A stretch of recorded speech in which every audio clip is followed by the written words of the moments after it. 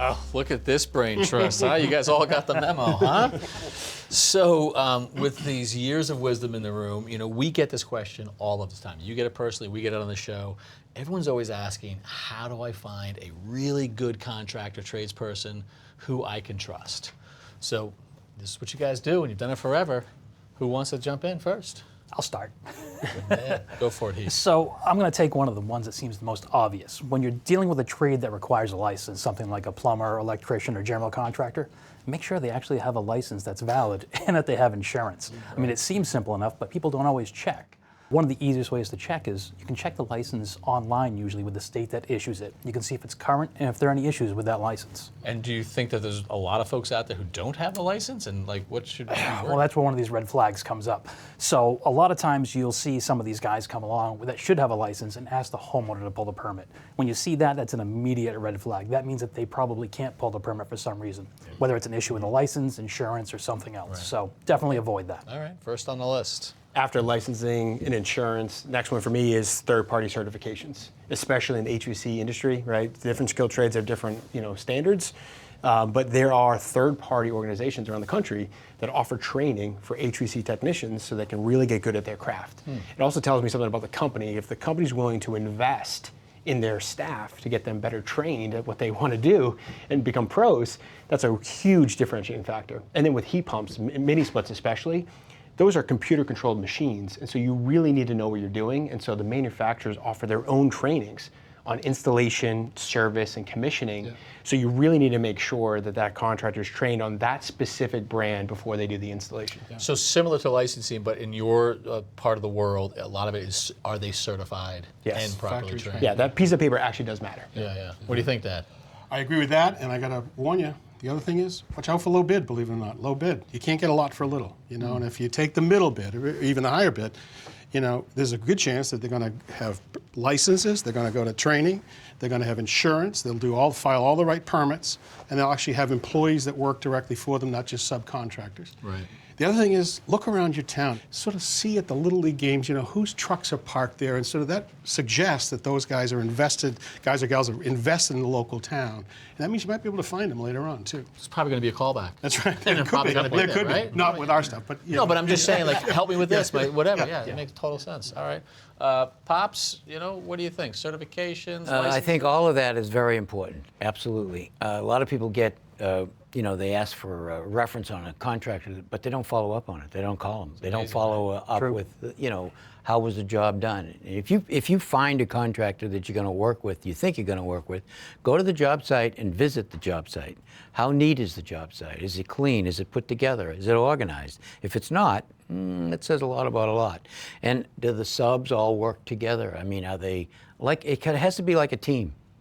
Let's face it, your house is probably the biggest investment that you make in your life, yet you want the cheapest guy to work for you, and you wonder why it doesn't come out right. Yeah. You're going to have to pay for the quality work, and you're going to be happy with it, and you'll forget about the extra money that you spent over time because you have a quality job. But if you got something that fails over time because you cut bids, I never should have used that one. I never should have used that. I wish I'd gone and got it done correctly. You got to be able to get along with that contractor because he's going to be around for a long time. So referrals is way up on your list that people can really work with. Yeah. Okay. Next GC. How about you, Zach? What do you got? I think about these people we hire, whether it's for a large construction project that lasts 12 months, or whether it's someone who's mowing my grass, which could be working with them for years. These are long-term relationships, and what do we want out of our long-term relationships, right? We want honesty, we want trustworthiness, and we want to feel heard. So I think people should really see things through the lens of dating, right? Did you feel seen and heard? Right? Did they lie about their height? That's right. If I have a social media page with all these big projects, did I actually build those, or is that some AI generation, right? So really sort of treat the person, dig through their social media like you would someone you were dating, really do your homework on them. And that's sort of the way I treat it. And also understand what it is you're trying to do, right? It's a two-way street. So that contractor is vetting you just the way you're vetting them. And if you're showing up with bad energy or being demanding, they may back away and you might scare them off. So understand that there's a lot of other projects out there that they could be taking, and if you want top tier talent, you have to make yourself attractive to them. High emotional intelligence over here. I mean, we all have friends though who tell us like, oh, they won't call me back. They never call me back, and you're kind of like, maybe it's you. Wonder why. Yeah, exactly. Welcome back to Love Line. That's so true. Jen, what do you think? Well, I often call it the breakup at the end of a good project because I fall in love with my clients and because I want them to know that I will always come back to fix something.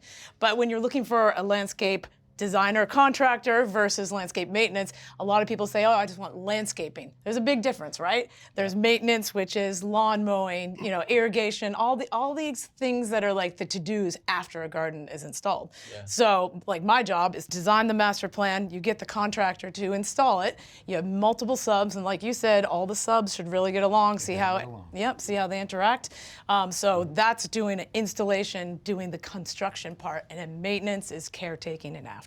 All right, there's like a little romantic corner over here. Yeah. That's good. So Nathan, I guess that leaves you with the last word. I'm going to go all the way back to the beginning because I think it's really important for the homeowners to figure out what's the scale, the scope, the size of their project they're taking on. Are we hiring a general contractor? Are we hiring just a good carpenter to tackle that job? Or maybe it's a handyman, Right. And those terms can all be really vague. Are you swapping a light bulb? Or are you putting an addition on your house? What's the goal there? So go online, visit websites, visit job sites, check their social media as long as it's not AI generated.